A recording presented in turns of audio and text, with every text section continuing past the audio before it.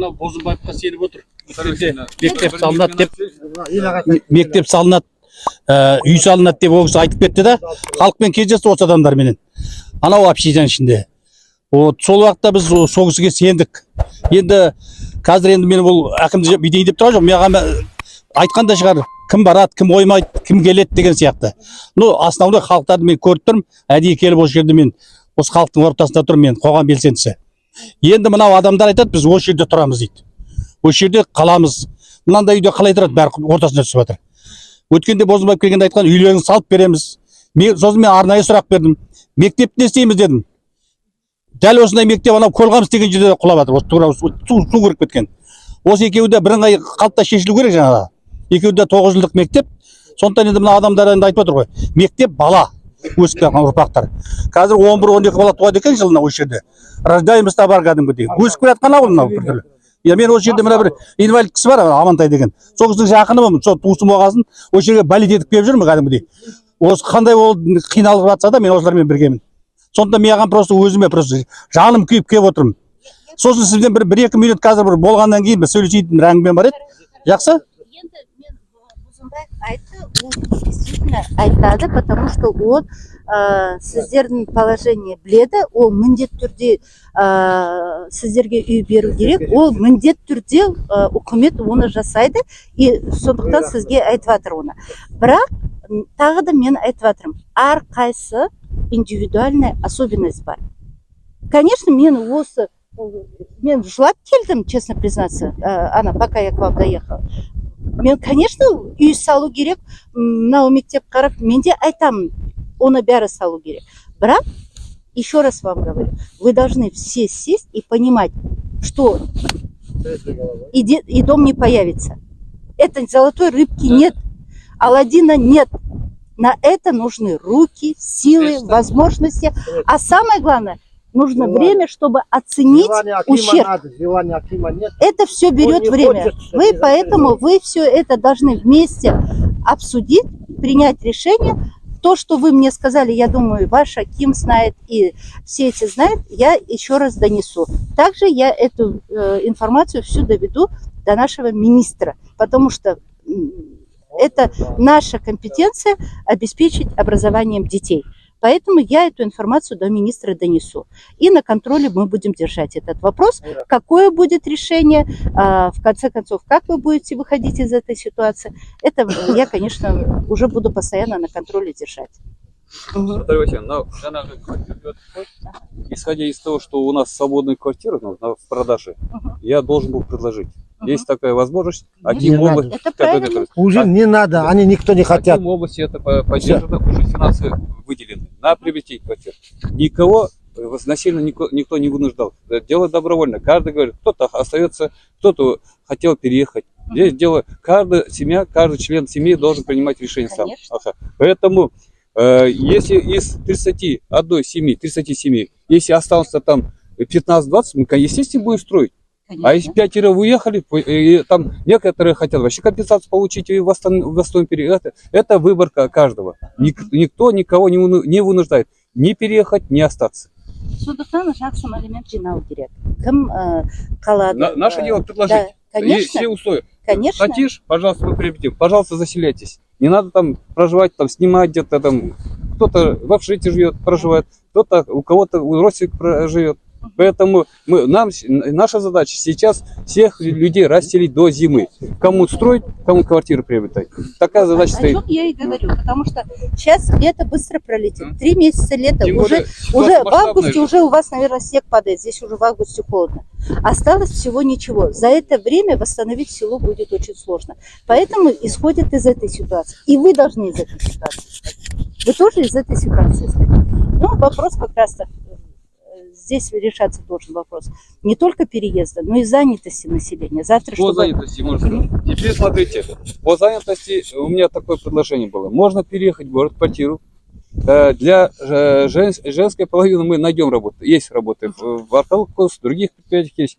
А мужчины, кто хочет дальше заниматься сельским хозяйством, у них другая программа. Через Министерство сельского хозяйства они могли построить себе дом до 100 квадратных метров, до 10 миллионов тенге и получить 50% субсидий. То есть, и они сами себя обеспечат за счет государства жильем и будут заниматься дальше сельским хозяйством.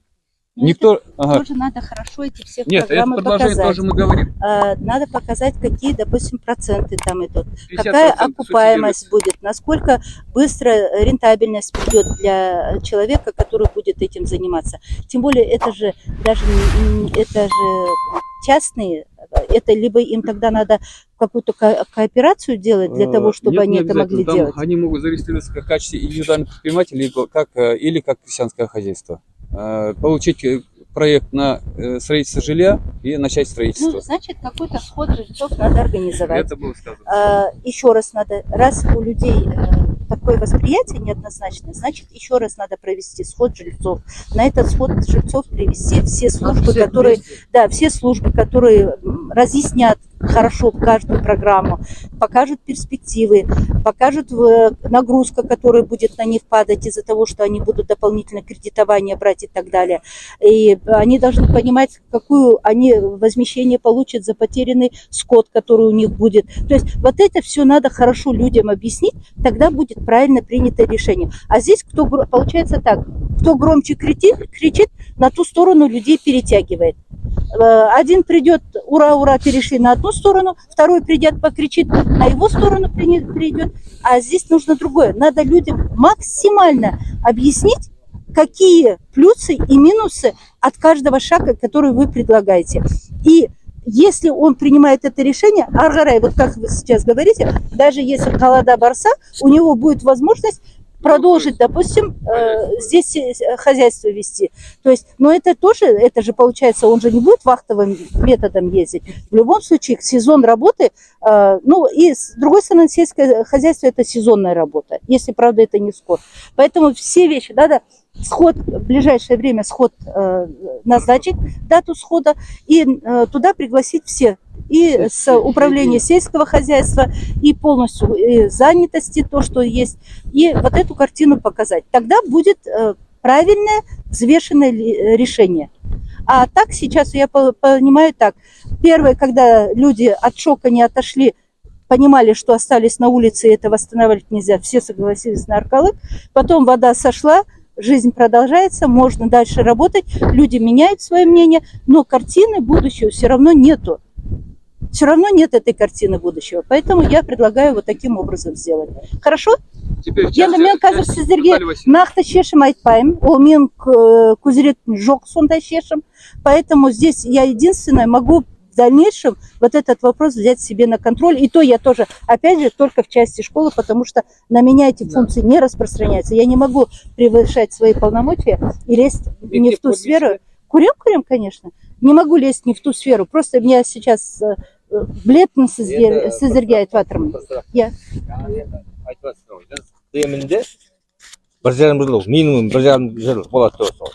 Оны биыл жазда салынбауы да мүмкін. Келесі жылы салынуы мүмкін да. Енді мына акимат каждый день квартира беріп жатыр, жаңағыда кез. Енді бұл кісілер енді бізге бәріміз енді біз 1 жыл 1,5 жылға дейін бір жерде тұруымыз керек қой. Сол үшін беріп жатыр ма? Әлде беріп алып, ертең сіздерге бердік, енді сендерге ауыл жоқ деймін. Маған емес. Жоқ, енді сіздің жаңа айтсыз бойынша, бірақ енді біз де түсінеміз. Сіздер өкімет пока бүкіл жалғыз енді біздің ауыл емес, біздің облыс емес, бүкіл Қазақстан да. Енді осы жерде сені бүкіл республикада ғой. Енді оған қаншама қаражат келеді, қаншама қаражат бөлінеді, қай жаққа қаншама қаражат, оны бәрін есептеу керек, өзіңіз айтқанша. Енді бұл кісілердікі де енді ол не деп жаңа үй беріп жатыр, енді пока енді тұру керек қой бұл жерде. Қыс келіп қалды. Қыс деген қазір не 6 ай жаз резинасы өте шығады. Бұл кісілердікі дұрыс, бірақ енді бізге үй беріп қойды да келесі жылы бізге ауыл жоқ болып қалады. Білдіңіз бе? Я сіздің де сөзіңізді түсінемін. Пока уже жаңағы өткенде сіздерге айтқанда болмау үшін жаңағы үйді алып, сосын бары жаңағы басқа бағдарламамен сіздер үй салуға болады ғой. 50%-ын сіздер субсидиясын аласыздар. Сонда үйлерде болады сізде, и мына жерде ауылда болады. Түсіндіңіздер ме? Сол екі неге ұтуға болады. ол уже басқа бағдарлама. Ол басқа бағдарлама. Өтірік. Өткенде оны мәжіліс депутаты Айдарбек келгенде де айтты, ол ақша бар, оны шешеміз деп, ол да айтып кетті. То, что касается финансов, есть на эти случаи есть резервный фонд.